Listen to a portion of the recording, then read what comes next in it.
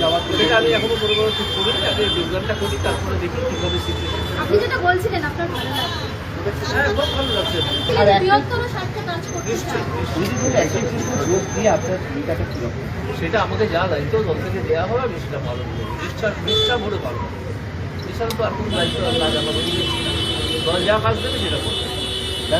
শৃঙ্খলাবদ্ধ সৈনিক হিসেবে সেই কাজ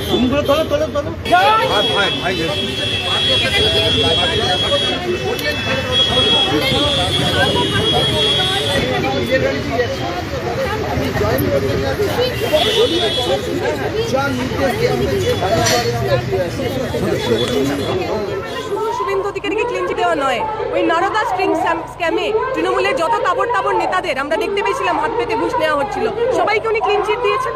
তাহলে কিছুদিন আগে পর্যন্ত উনি যখন বিচারপতি ছিলেন উনি দুর্নীতির বিরুদ্ধে কথা বলছিলেন, হঠাৎ করে এমন কি হয়ে গেল বিজেপিতে যাওয়ার পর দুর্নীতির বিরুদ্ধে উনি আর স্পষ্ট করে কথা বলতে পারছেন না, চোরেদের ঘুষখোরদের পক্ষে তাকে কথা বলতে হচ্ছে। এই ভয়টাই আমরা পেয়েছিলাম।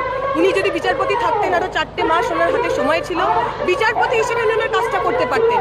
সেই কাজ না করে নিজের কেরিয়ার রিটায়ারমেন্টের পরবর্তী জীবন বাড়ানোর জন্য উনি বিজেপিতে গেছেন, ওনার ভালো হোক। কিন্তু সাধারণ মানুষের, যে মানুষ ওনার দিকে আশা করেছিল, যে বেকার যুবক যুবতী ছাত্রছাত্রীরা ওনার দিকে তাকিয়েছিল, তাদের উনি আশা ভঙ্গ করলেন, মোহভঙ্গ করলেন।